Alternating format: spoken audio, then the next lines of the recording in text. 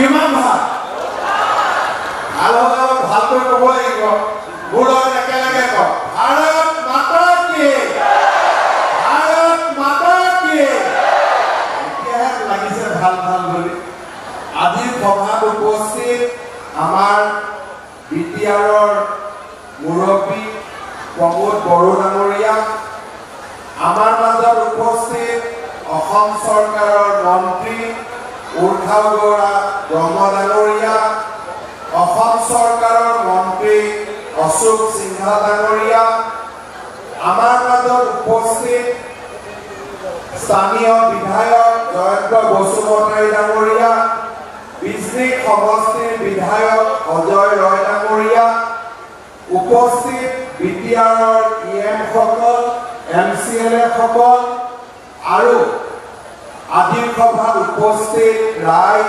আইসকল আৰু যুৱক যুৱতী বন্ধু বান্ধৱীসকল আজিৰ দিনটো আমাৰ বাবে অতি আনন্দৰ দিন আপোনালোকে অলপ আগতে দেখা পাইছে যে চিৰাং জিলাৰ উন্নতিৰ কাৰণে আমি অলপ আগতে চাপাগুৰি আমটেকা ভূটান এই পথটোৰ আমি আধাৰশিলা স্থাপন কৰিলোঁ এই পথটোৱে আমাৰ বঙাইগাঁও চহৰৰ সৈতে ভূটান সীমাৰ আমটেকালৈকে আমাৰ যাতায়াত সুচল কৰিব আৰু বেংটল বিজনী চিডনী ভূটান সীমান্তৰ বিভিন্ন চহৰ গাঁও বজাৰ এলেকা যোগাযোগৰ ব্যৱস্থা উন্নত কৰিব চিৰাঙৰ এই ৰাস্তাটোৰ বাবে আমাৰ চৰকাৰে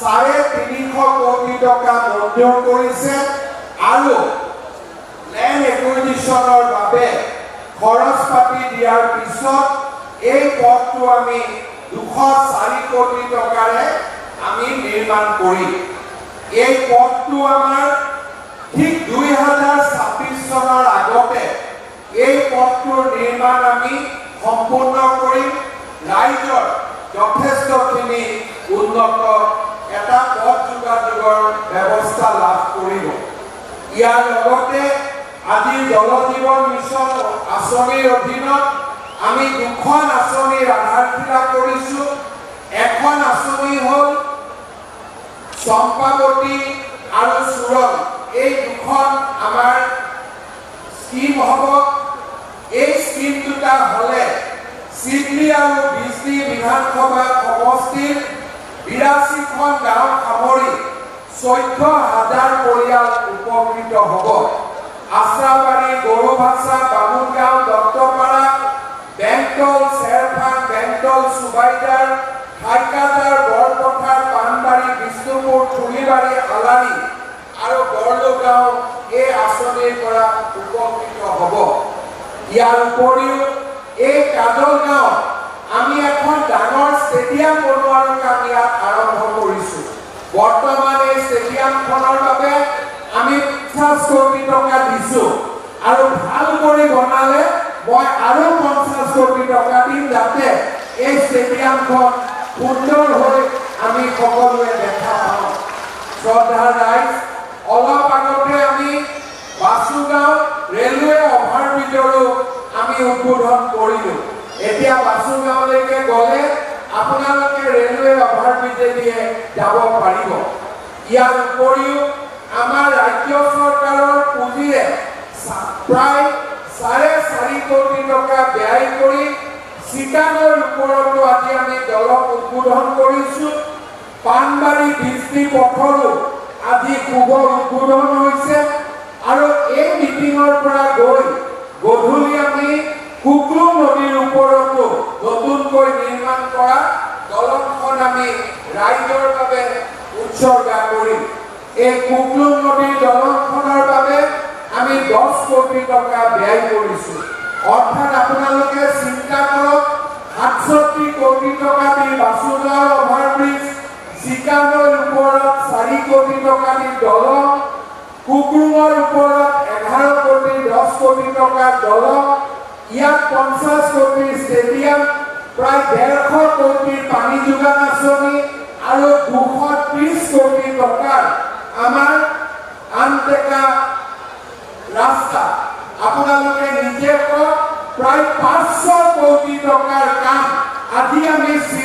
জিলাৰ বাবে উপহাৰ দিব পাৰিছো। আজিলৈকে চিৰাং জিলাত কেতিয়াও ইমান উন্নয়নমূলক কাম হোৱা নাছিল। আজিলৈকে যদি ইয়াত আমাৰ বুঢ়া মেথা মানুহ আছে, সকলোৱে ক'ব পাৰিব যে চিৰাং জিলা আগতে কেতিয়াও ইমান গুৰুত্ব দিয়া হোৱা নাছিল। আমাৰ চৰকাৰে আজি চিৰাং জিলাৰ বাবে যিমান গুৰুত্ব দিছে, তাৰ বাবে মই আমাৰ চিডলি সমষ্টিৰ বিধায়ক জয়ন্ত বসুমতাৰী আৰু বিজলী সমষ্টিৰ বিধায়ক অজয় ৰয় ডাঙৰীয়াকো ধন্যবাদ আৰু অভিনন্দন জনাইছো। আৰু ৰাইজক প্ৰমোদ বড়ো, জয়ন্ত বসুমতাৰী আৰু অজয় ৰয়ৰ কাৰণে দীঘলীয়া হাত চাপৰি এটা বজাবলৈ মই অনুৰোধ কৰিছো। শ্ৰদ্ধা ৰাইজ, আজিৰ দিনটোত মই ৰাতিপুৱা কোকৰাঝাৰলৈ গৈছিলো। আজিৰ পৰা আমি অসমত 7 লাখ পৰিয়ালক আৰু অধিক অৰুণোদয় আঁচনিত অন্তৰ্ভুক্ত কৰিছো। আমাৰ চৰকাৰ যেতিয়া আহিছিল তেতিয়া আমি অৰুণোদয় 830 টকা দিছিলো। মানুহে কৈছিলে যে ইলেকশ্যন অহাৰ কাৰণে দিছে, দুদিন পিছত বন্ধ হৈ যাব। কিন্তু আমাৰ চৰকাৰ অহাৰ পিছত 830 টকাৰ অৰুণোদয় 1000 হ'ল। 1000 টকাৰ অৰুণোদয় আমাৰ 1250 টকা হ'ল। আগতে পাইছিল অৰুণোদয় 19 লাখ মানুহে, এতিয়া অৰুণোদয় পালে 27 লাখ মানুহে। আৰু অহা বছৰ আমি আৰু 5 লাখ পৰিয়ালক আমি অৰুণোদয় আঁচনি দিয়াৰ আমি ব্যৱস্থা কৰিম। শ্ৰদ্ধা ৰাইজ, আজি মই আপোনালোকক এটা কথা সুধিব খুজিছো, ইয়াত থকা কিমান মানুহৰ ঘৰত ৰেচন কাৰ্ড নাই? আপোনালোকে হাত দাঙক। কাৰ কাৰ ঘৰত ৰেচন কাৰ্ড নাই? কাৰ কাৰ ৰেচন কাৰ্ড নাই?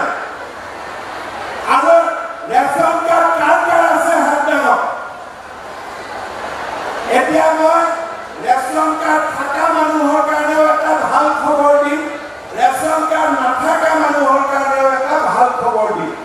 যাৰ যাৰ ৰেচন কাৰ্ড নাই তেওঁলোকে ওচৰৰ ৰেচনৰ দোকানীক নহলে আমাৰ MLA ঘৰত আপোনালোকে এপ্লিকেশ্যন দিব। যাৰ যাৰ ৰেচনৰ কাৰ্ড নাই 100% আমি সকলোকে ৰেচন কাৰ্ড আপোনালোকক আমি দি দিম। এতিয়া যিবিলাকৰ ৰেচন কাৰ্ড আছে, আগতে ৰেচন কাৰ্ডত কি হৈছিলে, অকল মাত্ৰ 5 কেজি আপোনালোকে চাউল পাইছিলে। 5টা যদি ফেমিলি থাকে 25 কেজি পাইছিলে। চিৰাঙত ৰেচন কাৰ্ড দোকানীবিলাকে কাটা কাটিও কৰি থাকে মাজে মাজে, পুৰা নিদিয়ে, হয়নে নহয়? পুৰা দিয়ে নেকি? পুৰা নিদিয়ে, অলপ অলপ কাটে, মই গম পাওঁ। তাৰ ব্যৱস্থাটো কৰি আছো মই সোনকালে। যেনেকে আমাৰ চৰকাৰী অফিচাৰবিলাকে আজিকালি টকা ল'লে জেলত যাব লাগে, তেনেকে ৰাইজৰ চাউল কাটিলেও দুদিন পিছত কাৰ কি হ'ব মই নকওঁ, নিজে বুজি ল'লে হ'ব।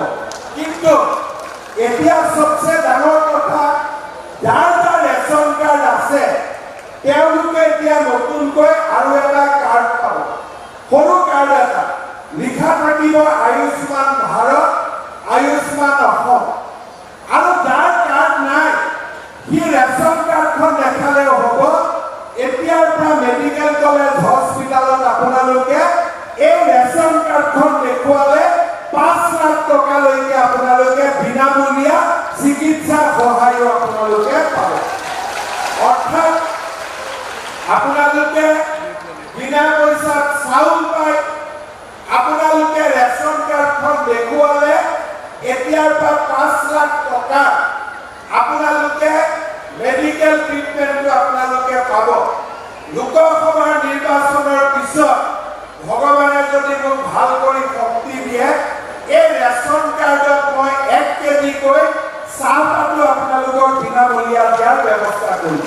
কিমানখিনি মই বাৰু ক'ব নোৱাৰো, মোৰ মনত ইচ্ছা আছে। শ্ৰদ্ধাৰ আইসকল, দেউতাসকল, আমাৰ ইয়াতে কিমান আইসকল আহিছে যোন আত্মসহায়ক গোটৰ সদস্য? কিমান আছে? চাওঁ হাত দাঙক। আচ্ছা, চবে আত্মসহায়ক গ্ৰুপ আছে? আছে? পিছফালে হাত দাঙা নাই, আছে নে নাই? গছ ৰুলে? কোনে কোনে গছ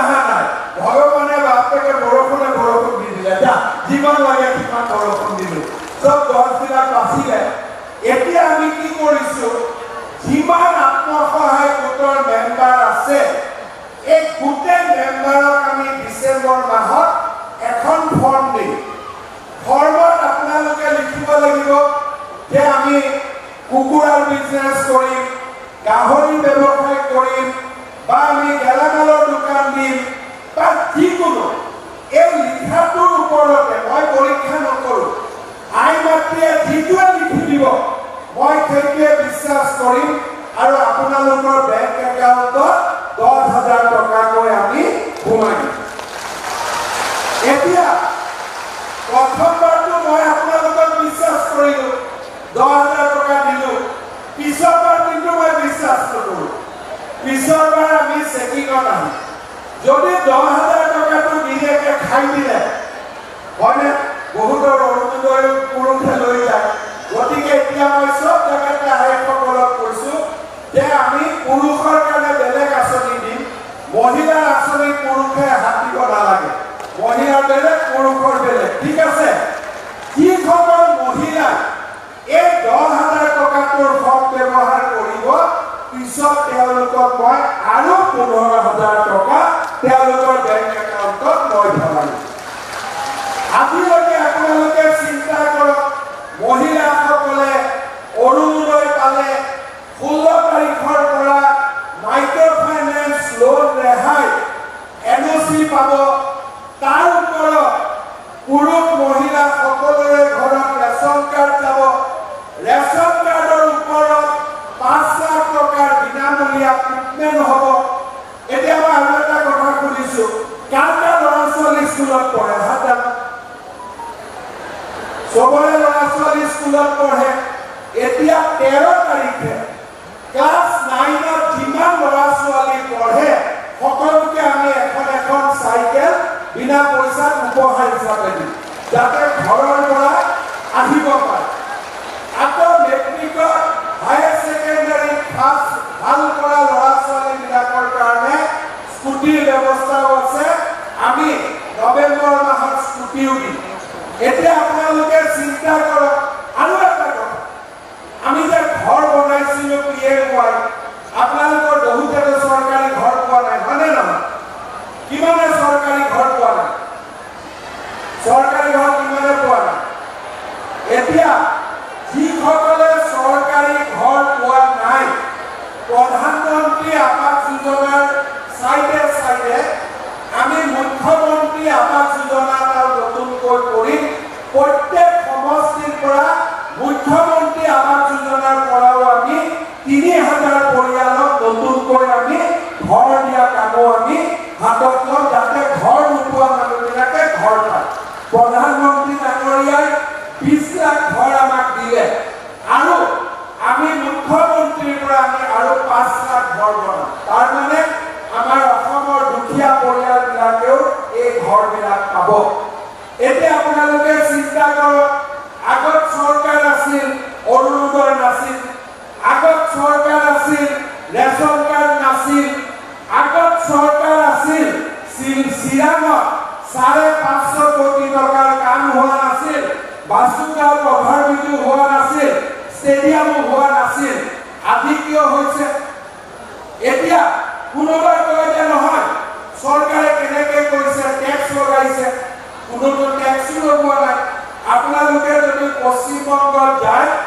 ডিজেলৰ দাম 93 টকা সকলো মানুহটো কলিকতা যায় শিলিগুৰিত যায় ডিজেল যদি ভৰাই 93 টকা অসমত ডিজেলৰ দাম 90 টকা যদি কোনোবাই পাৰ হৈ পেলাই আমাৰ জলপাইগুৰি শিলিগুৰি কোচবিহাৰত যদি পেট্ৰল ভৰাই পেট্ৰলৰ দাম 108 টকা আৰু অসমত যদি পেট্ৰল ভৰাই 98 টকা তাৰমানে আপোনালোকে চিন্তা কৰক বস্তুৰ দামো কলিকতাত গৈ আজি পশ্চিমবংগত চৰকাৰী কৰ্মচাৰীয়ে দিয়ে নাপায় আমি লগে লগে দিয়ে দিম তাৰ পিছতো 5 লাখ টকাৰ বিনামূলীয়া ট্ৰিটমেণ্ট অৰুণোদয় ৰেচন কাৰ্ড আত্মসহায়ক গোটৰ আঁচনি